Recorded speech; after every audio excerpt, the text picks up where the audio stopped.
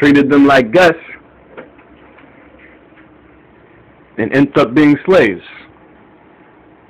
And that same kind of naive sentiment is still among African people to this very day. Still that naivete about the guest. As a matter of fact, the Aztecs in Mexico did the same thing with Cortez, and he took over Mexico. With less than 2,000 men, took over all of Mexico. Came as a guest, stayed as the conqueror. We non-European people never learn. Haven't learned to this very day about who these people really are and their intentions towards us. Now, Europe is awakening from its Middle Ages, its Dark Ages. The Africans are still ruling Spain, and they still block Europe for the Mediterranean. And yet, the storm is gathering in Spain between two sets of Africans. And this storm is gathering because the Muslims are beginning to fight among themselves. Portugal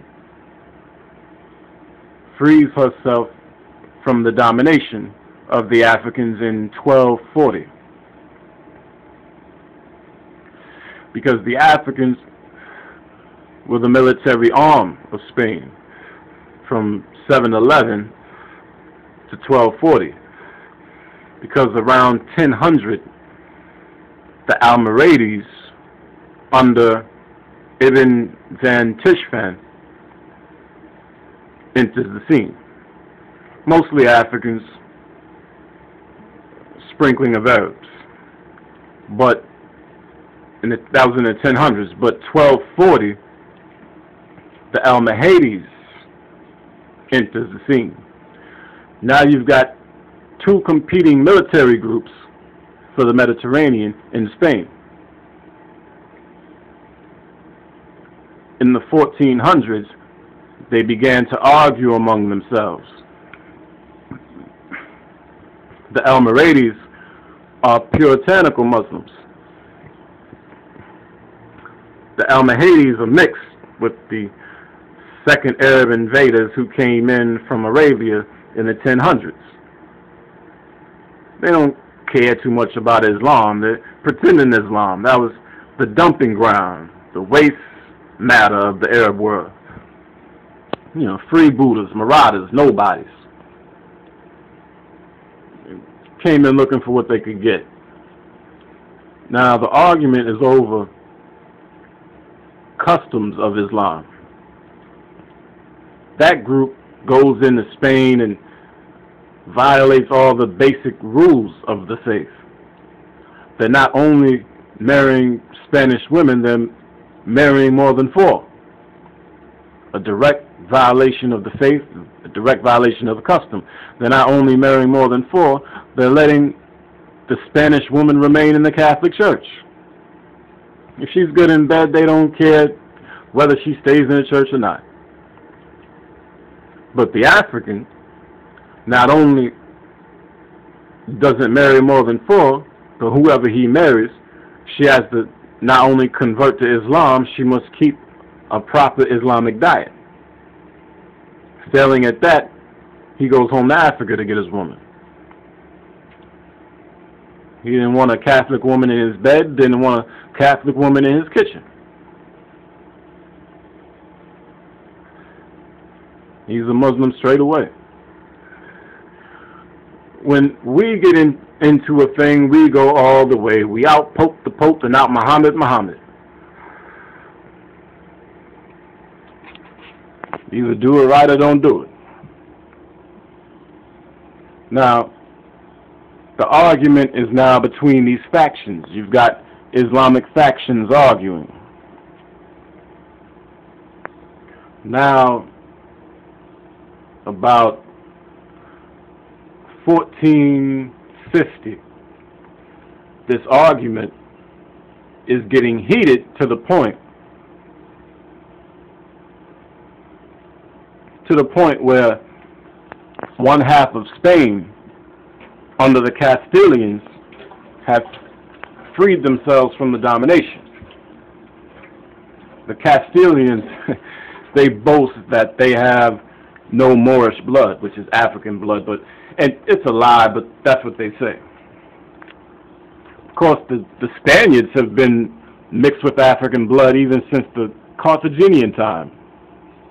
Of course, any time a Spaniard says he's pure white, you know, I mean, try not to laugh directly in their face.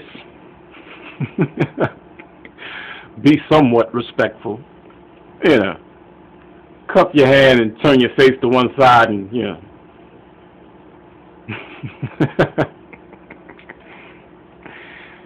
They've been mixed with us for so long. It's just impossible to find a single Spaniard on the face of the earth that doesn't have at least a single drops of us. They used to boast about it, but you know, in this country, you know, if they can pass the taxi cab test, they try to pass the color test, you know. Don't argue about it, you know. If you could pass it, all right, good luck, brother, good luck. Don't make a fuss about it. Now,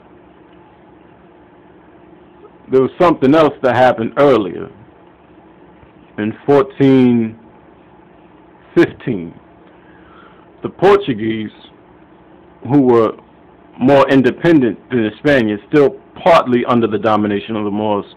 In 1415, the Portuguese invade a part of Africa, a little tiny enclave called Sertra. I used to tell people it was about the size of Central Park, but I've been all over Central Park, and then I finally went to Sertra. It's off the coast of Morocco. It's not even as big as Central Park. Yet these Portuguese conquered it, and this put heart in Europe. It's been years since the European had been able to draw any blood in Africa, almost 800 years. Africans had caused them so much fear. The Europeans were now beginning to get their little courage back again. You know, it's been about 700 to 800 years that the Africans had pinned them into Europe out of the Mediterranean. The Mediterranean was the sea. It was the sea of the world, the trading sea. Since the days of the Carthaginians, they wanted that sea. Remember during the Roman times, when Hannibal blocked their way off, and they shouted, Carthage must be destroyed. They just had to have the Mediterranean. They've got to have it right now. It touches on 3 great cultures, 3 great continents. It was the melting pot, the cultural melting pot of the world. They wanted it back again. They wanted to get back into the Mediterranean, back into the trade of the Mediterranean. All right, now, 1455. We got to go slow right here because something is about to happen. 1455. Spain and Portugal now free enough now to go to the Pope and begin to talk about, we're going to take over the world next. They're so sure of themselves, they're talking about lines of demarcation. They go to the Pope talking about how we're going to divide things when we're in charge. And in this ensuing conversation before the Pope settles the argument. He says, you are both authorized to reduce to servitude all infidel people.